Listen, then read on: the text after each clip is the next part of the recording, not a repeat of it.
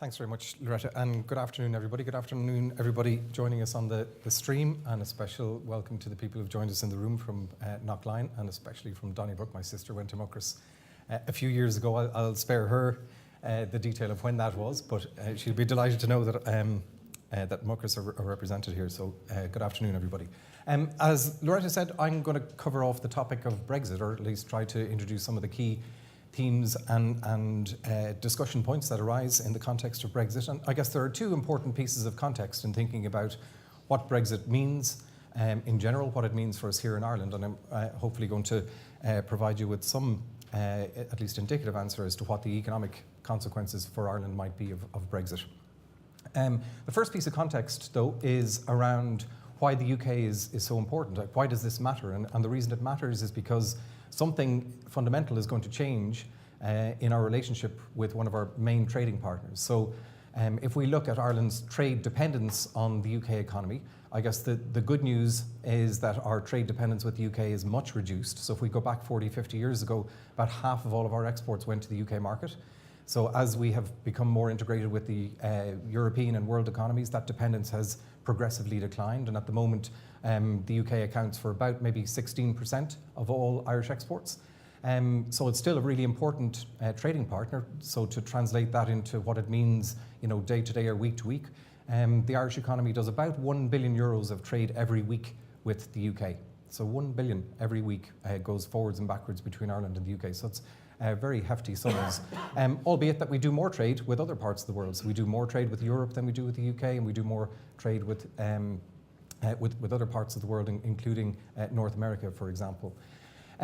As is sometimes the case in Ireland, though, we need to maybe just be a little bit careful about how we interpret some of these figures, because Irish economic statistics are heavily influenced by the presence of the very large multinational companies. And so, to an extent, that 16% trade dependence number probably doesn't do full justice to all bits of the economy, and in particular if we're focused on, say, Irish-owned indigenous firms, so firms that are that were set up here and that are owned and run by Irish management. That trade dependence is still very high. It's over 40% in a lot of Irish businesses that do exporting. So their trade dependence is really high. So the overall point here is that we still have a high dependence on the UK market, especially in some indigenous firms, but maybe not quite as dependent as we were a few decades ago.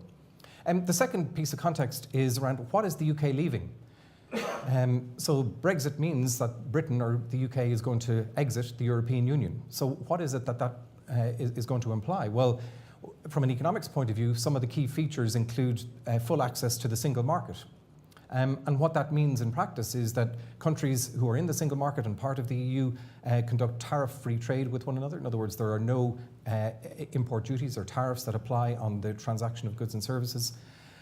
They're part of a customs union, which means that not only are there no tariffs, but the goods can flow freely across national borders without any checks, without any hold-ups. And the reason that is possible, and the reason that both of those things are possible, is because there's a high level of regulatory convergence. This has become a real buzzword over the last few months, I guess. And really, what does that mean? It just means that all businesses that operate in the European Union play by the same rules. So there's a level playing field. In other words, everybody recognises each other's standards. We all accept and agree on the standards. And once you agree on that, it means that you don't need to perform any checks, so the goods are free to flow across the borders. And also because of the participation in the single market, and in particular the customs union, it means that there's a shared trade policy, so everybody can combine their own bargaining power and negotiate trade deals with the rest of the world. So as it stands today, the European Union has either in place or partly in place or subject to negotiation over 90 trade deals with other countries in the rest of the world. So it's a really powerful bloc that has a lot of negotiating strength, and all of the individual members, none of whom by definition are as powerful as the overall entity, get to benefit from those good and favourable deals. But with, like any club, and at the end of the day, the EU is like a big club, really. The defining, I guess, principles which underpin membership are that everybody accepts and fully implements and fully applies the so-called four freedoms principle. And so the four freedoms is like the underlying fundamental bedrock upon which the entire club or union is based, which is that everybody recognises that they're going to allow and promote the free movement of goods, services, capital and people across all of the different nation states. So there's no barriers to movement, free movement and the four freedoms are a key underlying principle which defines what the European Union is in really important ways.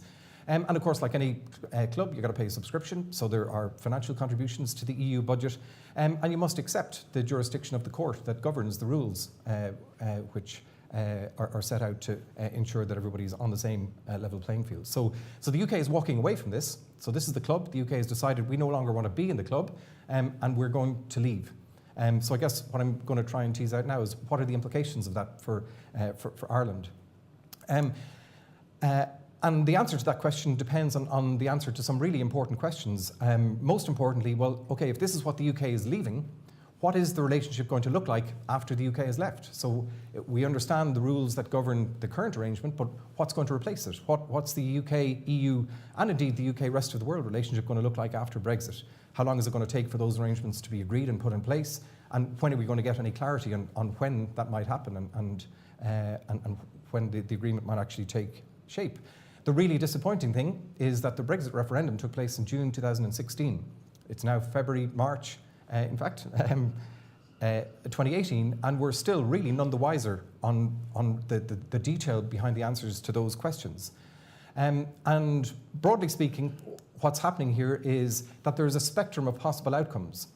And the way to think about the spectrum of possible outcomes, I think, is to think about what is currently the case. In other words, current EU membership has complete access to the single market, and ultimately, from an economics point of view, it's the access to the single market which is really crucial to understanding the economic consequences. So at one end of the spectrum, you've got full EU membership. So what's the closest thing to EU membership of the available models that are out there? And the answer is the Norway option, as it's called. So Norway participates in what's known as the European Economics Association, which means that Norway has access to the single market. So most of the trade that Norway does with the EU is done without any tariffs. It's not complete access to the single market, so there's no participation in agriculture or fisheries, for example. So that would be a problem for Ireland. But nonetheless, that's the closest thing of the available models to current EU membership. And the further away from that you go, you get, I guess, less access. So there are individual trade deals with countries like Switzerland and Canada. Or there's the default option, sometimes referred to as the kind of the hard Brexit. If there's no Norway type of arrangement put in place, if there's no Switzerland or Canada type deal, then you default to what's known as World Trade Organization rules. In other words, there's this underlying kind of global system, but it's nowhere near as favourable as EU membership or the variants that are between EU membership and WTO. And ultimately what the UK faces is a trade-off between full access to the single market and greater independence. And so when you ask the question, well, why did the UK leave? I think the economics profession really struggles to put together a good answer to that because, as we'll see, the economics are not pointing to an obvious benefit here at all. And in fact, it's quite a bit worse than that. So you hear phrases like, we want to take back control. So in other words, the UK wants to take back control of its border. But think about that. That means they are no longer happy to allow the free movement of people from within the club, if you like. But the UK is making that choice. So it is deciding that it wants to regain control. It doesn't want to be subject to the rules of the EU. It doesn't want to be subject to the courts of the EU. And it doesn't want to pay into the budget. So that's all very well. That's fine if that's your choice. It just means that your access to the single market, your ability to participate in the club is much reduced. And that's the trade-off. So where on the spectrum is the UK going to land? Well, the two people who are tasked with trying to answer those questions and maybe get us to some kind of conclusion are the two negotiators. Anybody in the room know the names of either of the two negotiators? So there's one lead negotiator from the UK and there's one from the EU. Does anybody know the names? There's the clue. Yeah, David Davis is the guy on the left there. So he's responsible for the UK side of the negotiations. The guy he's shaking hands with is Michel Barnier, a French politician who's been tasked with implementing the EU side of the negotiations. So these are the guys who have been working together to try and move this forward. The problem, though, is a political one, which is that we still don't really fully understand what the UK wants. So we know what they don't want, which is to be in the EU, but they haven't really pitched themselves on that spectrum of possible outcomes. Other than this idea that they want to take back control, which implies that they want to forego greater access to the single market. And Michel Barnier I think, tried to issue a bit of a wake-up call to the UK side in December when he issued this thing which has become famously known as the Barnier slide. In other words, if we start with EU membership and we try and identify the alternatives, including Norway or Switzerland, and if we try to overlay those potential options with the UK red lines, in other words, what the UK says it doesn't want, and then by process of elimination, we can maybe identify a model that might work here as an arrangement for the post-Brexit period. So the UK says it doesn't want ECJ jurisdiction. In other words, it doesn't want to have to be subject to the rules of the European Court of Justice. It wants to take back control over its laws. It doesn't want free movement. It wants to take back control of its borders. It doesn't want to make a substantial contribution to the EU budget. And it wants its own regulations. It wants to be free to implement its own regulatory systems. But that's all very well, but that means you can't have access to the single market or indeed to the customs union if you're serious about those red lines. So in other words, if you're saying these are red lines for us, it means that you won't be able to participate as if you were a member. And that's when you hear the talk from the EU side of the UK being accused of cherry picking. That's what they're referring to. They're saying, well, you can't have everything that you want and just decide on the best bits of club membership. That's just not the way it works. And we've seen that in order to fully participate in the single market, you have to allow for free movement of all of these things. Otherwise, you require checks to make sure that the stuff that's flowing across borders is in compliance with the rules, and to make sure that any customs that might apply. So the bottom line point on this is that the obvious candidate deal here is Canada. So Canada has some access, some agreed tariff structures with the EU, but much less favourable than Norway or Switzerland. And it doesn't include services, for example, and there's a range of other kind of exclusions. But that's the logical consequence of the UK red line positions, is much less access to the single market than it currently has, and is implied by other models, including Norway. So because of that, most of the studies that have looked at this have come to the conclusion, and the overwhelming evidence is on this side here, which is that, okay, well, if you're going to end up in a position where you've got reduced access to a really, really important market, and to give you some sense for the size of the two markets, so the UK population is about 66 million people. The rest of the European Union adds up to about 450 million. So the UK is walking away from a pretty big market here, and that's why the economic consequences are going to be negative for the UK. The UK is going to be permanently worse off, and there's a range of estimates. And the reason that there's a range of estimates is because we're still uncertain as to what ultimate model is going to apply to the end state. So that the reduced trade that's going to flow from those various model choices mean that the UK itself is going to be worse off. What does that mean for Ireland? Well, we've seen that the UK is a really important trading market for the Irish economy. And therefore, two things are going to happen in the post-Brexit world. One is that one of our most important trading partners itself is going to be worse off. So that means there's going to be less demand for the stuff that's produced in Ireland. And not only is there going to be less demand, but it's going to be more difficult to conduct that trade. So will there need to be customs checks to make sure that everything that's trading is in compliance with EU rules, for example? Are there going to be tariffs that are going to apply to EU trade, because the UK ultimately agrees a set of tariffs which are quite penal, and some of the tariffs that might apply to some products that Ireland exports to the UK could be as high as 50% in some of the areas of the agri-sphere. So the net conclusion here is it's bad for the UK, and as a result it's bad for Ireland.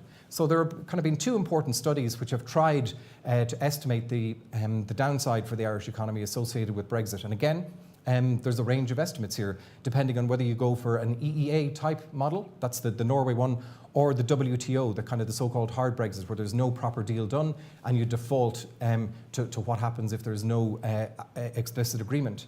And so the impact here on Irish GDP, overall Irish economic output, is anywhere between 2 and 7%.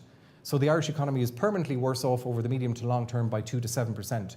One point to clarify on that, which is that does not mean that the Irish economy will contract by 2 or 7%. It means that it will be 2 to 7% worse off compared to a scenario in which Brexit didn't happen. So it's relative to a counterfactual, if you like. It doesn't imply that things fall by that amount. It's just that they're that bit lower.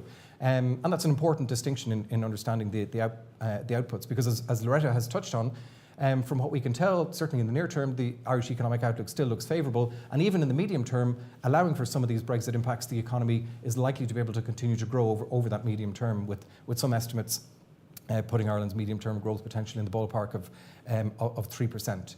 And the final point for me really is that there's a huge amount of uncertainty. But what we think we know about the way Brexit is potentially going to work is it's going to be bad news for everybody. The UK is going to be worse off, Ireland's going to be worse off.